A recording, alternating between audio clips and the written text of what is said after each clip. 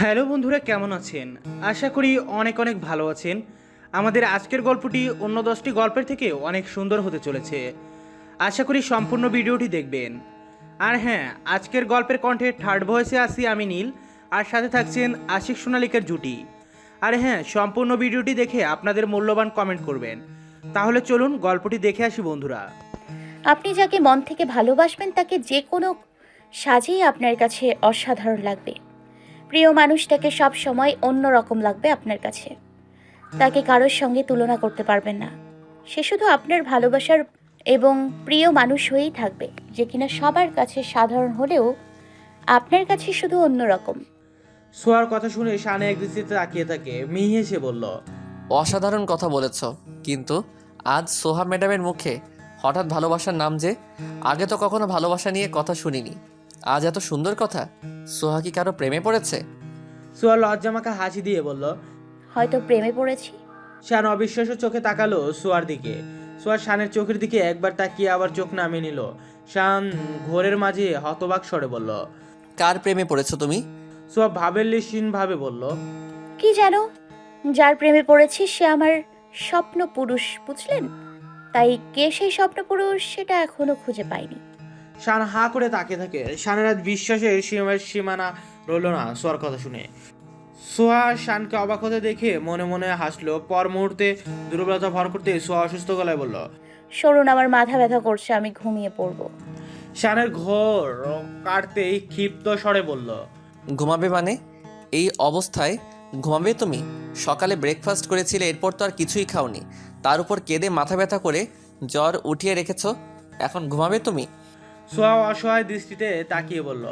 আর কি করব? শান সোয়াকে ধরে আবারও বিছানায় বসিয়ে দিল। কাপড় থেকে সোয়ার জামা বের করতে করতে বলল। এখন ফ্রেশ হবে, নিচে গিয়ে খাবার খাবে, তারপর রেস্ট করবে। সোয়া যেতে না চাইলেও শান সোয়াকে ওয়াশরুমে বসিয়ে রেখে বাইরে থেকে দরজা বন্ধ করে দিল। তাড়াতাড়ি ফ্রেশ হয়ে নাও, আমি এখানেই দাঁড়িয়ে আছি। দেরি হলে আমি আজ তোমাকে হেল্প করব। ভিতর থেকে সোয়া মুখ বাঁকালো শানের কথা শুনে। ফ্রেশ হয়ে বের হতে শান সোয়াকে দেখে আলতো এসে সোয়ার গালে আদর ছোঁয়ায়। সোয়া লাজুক হাসি দেয়, সোয়াকে নিয়ে নিচে চলে যায়। ফ্রেশ হয়ে বের হতে শান সোয়াকে দেখে আলতো হেসে সোয়ার গালে অধর ছোঁয়ায়। সোয়া লাজুক হাসি দেয়, সোয়াকে নিয়ে নিচে চলে যায়। নিচে আসতে শাহনাজ বেগম, নীলি, সীমা, নাইসা, সালমা সবাই ঘিরে ধরে তাকে। টমিও সারাদিন পর সোয়াকে দেখতে পেয়ে ওর কোলে উঠে বসে থাকে। শাহনাজ বেগম রাগে রমরমা হয়ে বলল। এখন তোর বের হতে ইচ্ছে করলো? সারাদিন ধরে আমরা তোকে ডাকতে ডাকতে টেনশনে শেষ হয়ে গেলাম, তাও মুখ পর্যন্ত দেখালো না মেয়ে। দরজা বন্ধ করেই বসে রইল। তুই ঢুকছিস কিভাবে? মায়ের প্রশ্ন শুনে শান বলল। আমি গিয়েই তো খোলা পেয়েছি। সবাই চোখ ছোট ছোট করে তাকালো। সোয়া জোরপূর্বক হেসে বলল। ওই আমি ওনার গাড়ির শব্দ পেয়ে খুলে দিয়েছিলাম। সোয়া সিমির দিকে তাকে মুখ ছোট করে নেয়। সবার উদ্দেশ্যে বলল। সরি, আর এমন করব না। সিমি সোয়ার মাথায় হাত বুলিয়ে দিতেই গায়ে জ্বর অনুভব করে আটকে বলল। তোর দেখি আবার জ্বর উঠেছে? শান গম্ভীর গলায় তাচ্ছিল্য করে বলল। এই জ্বর নিয়ে তোমার বোন ব্যালকনি ফ্লোরে বসেছিল ভাবি, তাও আবার সারাদিন ধরে। শাহনাজ বেগম, নীলা, সিমি সবাই সোয়াকে বকাঝকা করলো। শান এদিক ওদিক তাকিয়ে বলল। 11টা বেজে যাচ্ছে বাবা, ভাইয়া কেউ আসেনি এখনো? সিমি বলল। এসেছে, সবাই ফ্রেশ হয়ে আসছে। শান মাথা নেড়ে সোয়াকে টেবিল থেকে বসিয়ে দেয়। সোয়ার খাবার বেড়ে দিতে দিতে একে একে মুশফিক চৌধুরী, ঈশান, সামির সবাই এসে পড়ে। সবাই খাওয়া শুরু করে। সোয়াকে শাহনাজ বেগম খাইয়ে দিচ্ছে। শান খেতে খেতে সবার দিকে চোখ বুলিয়ে নিল। গলা ঝেড়ে বলে ওঠে। আমাকে কালকে একটা কেসের ব্যাপারে চট্টগ্রাম যেতে হবে, কতদিন পর আসবো বলতে পারছি না। সবাই খাওয়া বন্ধ করে শানের দিকে তাকায়। আর সোয়া বিষম খেয়ে দম নিয়ে নিয়ে কাশতে থাকে শানের কথায়। শান ব্যস্ত হয়ে সোয়াকে পানি খাইয়ে দেয়। সোয়ার কাশি বন্ধ হলে সোয়া শানের দিকে তাকালো। মুশফিক চৌধুরী খেতে খেতে বলল। তো যাও, বাধা দিচ্ছি না, তবে সোহাকে নিয়ে যাবে। শান সোয়ার দিকে একবার তাকিয়ে বলল। বাবা, আমি কেসের উদ্দেশ্যে যাচ্ছি, সোহাকে কি করে নিয়ে যাব? তার উপর সোহা এখনো অসুস্থ। শাহনাজ বেগম সোয়ার মুখে খাবার দিতে দিতে বলল। তো কি হয়েছে? বিয়ের পর তো এখনও মেয়েটাকে কোথাও নিয়ে যাসনি। কালকে সোহাকে নিয়ে যাবি, আর কাজ শেষ হলে কয়েকদিন ঘুরে আসবি। ঘোরাঘুরি করলে সোহারও মন ভালো হয়ে যাবে, সুস্থ হয়ে যাবে। সোয়ার শানের দিকে আগ্রহ নিয়ে তাকায়। শানের উত্তরে আসায় শান মাথা নেড়ে বলল। ঠিক আছে, নিয়ে যাব, কালকে সকালেই বেরিয়ে যাব আমরা। সোয়া অর্ধেক খাবার খেয়ে আর খেতে পারলো না। ঈশান সোয়াকে বলল, তোকে শোয়ার জন্য যেই মেডিসিন দিয়েছিলাম সেগুলো খাইয়েছিলি? মেডিসিন খেলে তো ঠিক হয়ে যাওয়ার কথা। ঈশান রাগে চোখে সোয়ার দিকে তাকায়। সামির ভ্রুকুচকে বলল, কেন সোহা, কি হয়েছে? এভাবে দরজা বন্ধ করে বসেছিলে কেন? সোয়া আমতা আমতা করে বলল। মাথা ব্যথা ছিল, তাই আর রুম থেকে বের হতে ইচ্ছে করেনি। ঈশান ঝাঁঝালো কণ্ঠ স্বরে বলল, তাই বলে না খেয়ে থাকবে নাকি? সব কিছুরে তো অবহেলা করে করে নিজেরই ক্ষতি করছো। শোনো, ঠিকভাবে খাওয়া দাওয়া করবে, না হলে পরের বার অসুস্থ হলে মেডিসিনের নাম লিখে দেওয়ার সাথে হসপিটালাইজড করে দেব। তারপর সারা বছর সেখানে থাকবে তুমি। সোয়া মুখ ফুলিয়ে বসে থাকে। টমি সোয়ার মন খারাপ দেখে নাইসার কোল থেকে নেমে সোয়ার কোলে এসে বসে। রুমে এসে শান সোয়াকে মেডিসিন খাইয়ে দেয়। সোয়া সব পিল নিয়ে বসেছিল। এতগুলো ওষুধ খেতে হয় দেখে খাবে না বলছিল, শান ধমক দিয়ে খাইয়েছে। সোয়া শুয়ে গেলে শান লাইট অফ করে সোয়ার পাশে শুয়ে পড়ল। সোয়ার মাথায় হাত বুলিয়ে দিতে থাকে। শানের হাত সরিয়ে সোয়া ধীরে ধীরে সোয়ার কাছে এসে শানের বুকে মুখ লুকিয়ে শুয়ে থাকে। শান অন্ধকারে মুচকি এসে সোয়াকে জড়িয়ে ধরে মাথায় হাত বুলিয়ে দিতে থাকে। সকাল হয়ে যেতে যে সোহা শান ব্যাগপত্র গুছিয়ে বাড়ির সবার থেকে বিদায় নিয়ে বেরিয়ে গেল।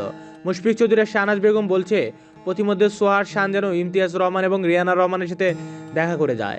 সোহার শান তাদের সাথে দেখা করে বেরিয়ে যায়। সাথে ইমনও যাচ্ছে, তাকে নিয়ে চট্টগ্রামের উদ্দেশ্যে বেরিয়ে গেল তারা। তিনজনে হাসি মজা করে গেল। রাস্তায় সোহা বমি করে কিছুটা অসুস্থ হয়ে পড়ে। চট্টগ্রামে পৌঁছতেই তারা তাদের জন্য ঠিক করা হোটেলে দুটো রুম ঠিক করে রুমে চলে যায় ফ্রেশ হতে। সোয়া হোটেলের রুমের ব্যালকনি থেকে ঘুরে এসে বসে থাকে। শান ইতিমধ্যে বেরিয়ে যাওয়ার জন্য তৈরি হয়ে গেছে। সোয়া শানের দিকে তাকিয়ে বলল, আজকেই বের হবেন? শান হাতের ঘড়ি পড়তে পড়তে বলল, এসেছি তো কেসের উদ্দেশ্যে। কেস শেষ করি আগে, তারপর না হয় হানিমুন হবে, কি বলো? সোয়া লজ্জা পেয়ে মাথা নুয়ে হাসলো শানের কথায়। শান সোয়ার সামনে বসে শান্তভাবে বলল, আমি সেই গ্যাংয়ের কেসের উদ্দেশ্যে আমরা এখানে এসেছি। তারা এখানেই রয়েছে, তাই তুমি সাবধানে থাকবে। তোমার খবর পেলে ক্রিমিনালরা হয়তো আমার অনুপস্থিতিতে তোমাকে অপহরণ করার জন্য বা ক্ষতি করার জন্য আসবে, তাই সাবধানে থাকবে। আমি ম্যানেজারের সাথে কথা বলবো। সার্ভেন্ট বা রুম সার্ভিসরা কেউ আসলে আগে তোমাকে ল্যান্ডলাইনে ফোন করবে, কথা বলে তারপর দরজা খুলবে। আর আমি আসলে তো আমার কাছে চাবি রয়েছে, ভয় লাগলে বাড়িতে ফোন করে কথা বলবে। সোয়া মাথা নেড়ে সায় দেয়। শান বিদায় নিয়ে বেরিয়ে যায়। পরদিন সকাল হতে শান আর ইমন বেরিয়ে পড়ে। গ্যাংদের মূল লোকেশন জানতে পেরেছে। আজই সবাইকে ধরে ফেলবে, কিন্তু অর্ধেক রাস্তায় আসতেই পরপর দুটো গাড়ি দিয়েছে দেখলো উল্টো রাস্তায়। যেদিন থেকে শানরা এসেছে, শান গাড়ির ড্রাইভারকে দেখতে পেয়ে চমকে ওঠে। সাথে সাথে গাড়ি ঘুরিয়ে নেয়। ইমন আতকে বলে ওঠে, আরে কি করছিস কি? গাড়ি ঘোরাচ্ছিস কেন? এখন যাওয়াটা ইম্পর্টেন্ট আমাদের জন্য। শান গাড়ি ঘুরিয়ে স্পিড চালাতে চালাতে বলল, থানায় জানিয়ে দে, এখনই কিছু পুলিশ ফোর্স লাগবে আমাদের, আর আমাদের লোকেশন দেখে আসতে। ইমন জলদি করে এখানকার থানায় ফোন করলো। শান স্পিডে গাড়ি চালিয়ে সেই গাড়িগুলোকে পিছু ধরতে পারে। তারা শানের হোটেলের সামনে গিয়ে গাড়ি থামিয়ে হোটেলে ঢুকে গেল।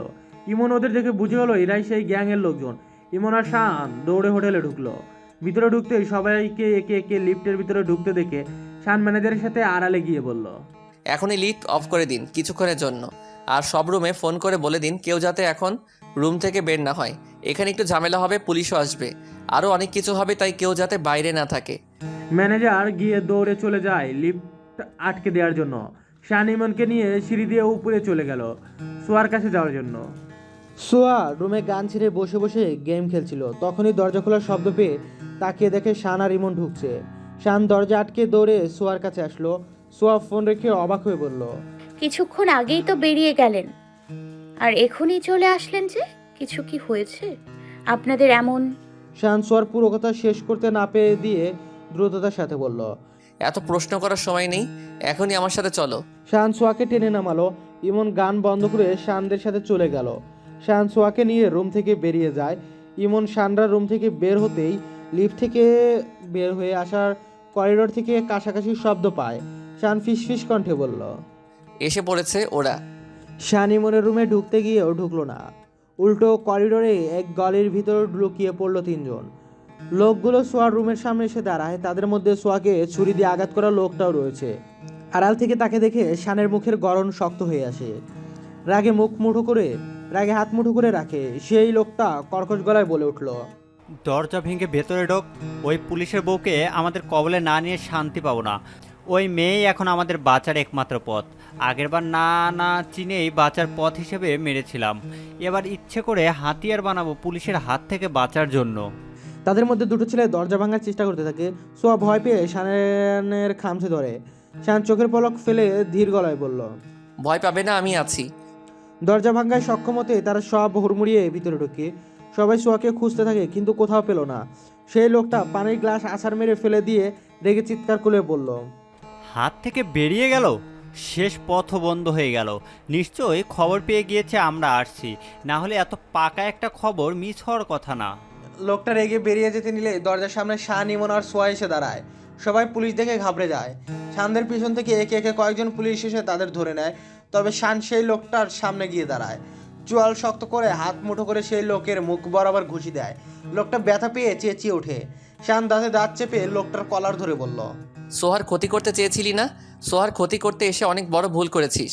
নিজেদের আমাদের হাতে তুলে দিয়েছিসই, সাথে তোর সাথে কি করব তোর ধারণার বাইরে। লোকটা অগ্নিদৃষ্টিতে তাকায় শান আর সোয়ার দিকে। তা দেখে ইমন তাচ্ছিল হেসে বলল, পুলিশ দেখেও তেজ কমছে না, তাই না? আমাদের কি আপনার সেই কেনা পুলিশদের মতো ভেবেছেন? টাকা দিয়ে ছাড়া পেয়ে যাবেন, তারপর আবার অপরাধমূলক কাজ করে বেরাবেন। আমাদের হাতের নাগালে যখন একবার পড়েছেন, এবার কি হয় সেটা দেখবেন। আর এই তেজ কোথায় থাকে সেটাও আমরা দেখব। নিয়ে যাও সবাইকে। ইমনের কথা শুনে একে একে সবাইকে নিয়ে যেতে থাকে। সোয়া শানের কাছে এসে দাঁড়াতেই লোকটা হ্যান্ডকাপ হাতেই এগে সোয়াকে জোরে ধাক্কা মেরে বসে। আগেই সব অস্ত্র নিয়ে নেওয়ায় আঘাত করতে পারলো না ঠিকই, কিন্তু সোয়া পড়ে গিয়ে বেডের কোনায় লাগতে মাথায় ব্যথা পেল আর কোমরেও ব্যথা পেয়ে চেঁচিয়ে ওঠে। শান রেগে লোকটাকে পরপর আরও দুটো ঘুষি দেয়। ইমন শানকে থামিয়ে কনস্টেবলকে ধমক দিয়ে বলল, এখনো দাঁড়িয়ে আছো কেন? জলদি নিয়ে যাও। শান দৌড়ে সোয়ার কাছে যায়। সোয়া শানকে ধরে সোজা হয়ে বসে। ইমন এগিয়ে এসে চিন্তিত হয়ে সোয়াকে বলল, বেশি চোট পেয়েছো? ডক্টর ডাকবো আমি? সোয়া মাথা নেড়ে বলল, না, লাগবে না, বেশি ব্যথা লাগেনি আমার, ঠিক হয়ে যাবে। ইমন শানকে বলল। সোয়া বেরিয়ে যায় আর যাওয়ার আগে বলল, আমি রুম সার্ভিসকে পাঠাচ্ছি, রুম পরিষ্কার করতে হবে আর আইস কিউব আনতে বলবো। ইমন চলে যেতে শান সোয়াকে কোলে তুলে বিছানায় শুয়ে দেয়।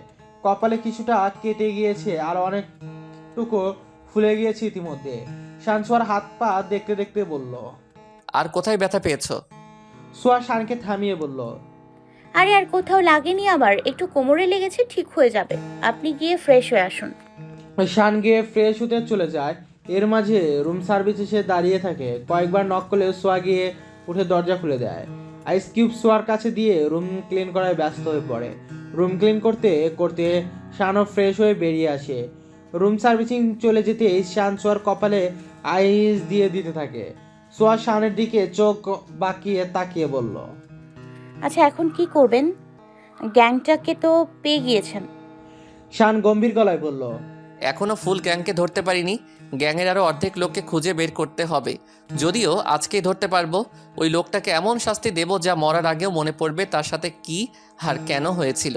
সোয়া শানের দিকে তাকিয়ে দেখে শানের চোখ মুখ লাল আকার ধারণ করেছে। সোয়া চোখ গিলে চুপ করে রয়ে গেল। হোটেলে ক্যান্টিন থাকায় দুপুরে তিনজন একসাথে সেখানেই লাঞ্চ সেরে নেয়। বিকেলের দিকে ইমন আর শান আবারও থানার দিকে রওনা দেয়। জ্বলন্ত মোটা একটা মোমের আগুন ছুরিটাকে গরম করে নিতে ব্যস্ত শান। 5 মিনিট হলো এই কাজে নিয়োজিত রেখেছে নিজেকে। কাপড়ের সাহায্যে ছুরিটা ধরে রেখে গরম করছে। পাশেই ইমন ঠোঁটের কোণে বাঁকা হাসি নিয়ে শানের সামনে বসে থাকা ব্যক্তির দিকে তাকিয়ে রয়েছে। সেই ব্যক্তির হাত পা কেঁপে যাচ্ছে। কপাল আর গলা বেয়ে ঘাম জড়িত সেই ব্যক্তি কাঁপা কাঁপা গলায় বলে ওঠে, কি কি কি করবে তোমরা এসব দিয়ে? আমাকে এখানে বসিয়ে রেখেছো কেন? ইমন মেকি হাসি দিয়ে বলল, আপনার তেজ কতটা সেটাই মাপবো আমরা। তৈরি হয়ে নিন। লোকটা গলা শুকিয়ে আসে। ছুরিটা একদম গরম করে বাঁকা হাসি দিয়ে উঠে দাঁড়ায় শান। লোকটা আতকে বলে ওঠে, কি করতে চাইছো তোমরা? দেখো, আমি বলছি একদম উল্টোপাল্টা কিছু করবে না। শান বাঁকা হেসে বলল, কোনো কিছুই উল্টাপাল্টা নয়, সব আপনার প্রাপ্য, বুঝলেন? শেষ করে জ্বলন্ত আগুনে গরম হওয়া ছুরিটা লোকটার পেটে ঢুকিয়ে দেয়। সেখানে ঢুকিয়েছে যেখানে সোয়াকে আঘাত করা হয়েছে। লোকটার গগনবিহীনির চিৎকার প্রতিদিনের রুমে খালি রুমটায় বারবার বাড়ি খেতে থাকে। শান চোখ বন্ধ করে শুনে যাচ্ছে আর তার মনের জ্বলন্ত আগুন নিভিয়ে দিচ্ছে। লোকটার ব্যথায় কাতরাতে কাতরাতে চেয়ার থেকে নিচে পড়ে কাঁদতে থাকে ব্যথায়। শান ছুরিটা দিয়ে আবারও লোকটার একটা হাতে আঘাত করলো। তার চিৎকার আরও বেড়ে গেল। শান ছুরিটা নিয়ে বেরিয়ে যায়। লোকটা ব্যথায় কাঁদতে কাঁদতে অজ্ঞান হয়ে গেলে ইমন বেও বেরিয়ে যায়। কনস্টেবলকে বলে লোকটাকে থানার আশেপাশে হসপিটালাইজ করতে বলে দেয়। ইমন শানের কেবিনে যায়। শান শান্ত হয়ে বসে রয়েছে। ইমন কিছু বলার আগেই সেখানে সেই থানার অফিসার উপস্থিত হয় আর খুশির সঙ্গে বলতে থাকে, শান চৌধুরী, আপনার এই কাজে আমাদের পুলিশ ডিপার্টমেন্টের সবাই গর্ববোধ করছে। গত কয়েক বছরে কেউ এরকম কেস সলভ করতে পারেনি, আপনি যতটা সহজে করেছেন। যারাই চেষ্টা করেছে তাদের মধ্যে দুজন ওদের শিকারও হয়ে গিয়েছিল। আজ আপনার জন্য আমরাও গর্ব হচ্ছে। কেউ তো একজন পেরেছে, কালকে ইন্টারভিউ আছে, আশা করি দুজন উপস্থিত থাকবেন। শান আলতো এসে সায় জানায়। হোটেলে এসে শান আর ইমন দুজনের রুমে চলে যায়। শান দরজা খুলে ভিতরে ঢুকতেই সোয়াকে অচেতন অবস্থায় ফ্লোরে পড়ে থাকতে দেখে। শান ভয় পেয়ে যায়। সোয়াকে এই অবস্থায় দেখে দৌড়ে সোয়ার কাছে গেল শান। সোয়ার মাথাটা কোলে তুলে অস্থিরভাবে ডাকতে থাকে, সোহা, সোহা, কি হয়েছে তোমার? এই বউ সোহা,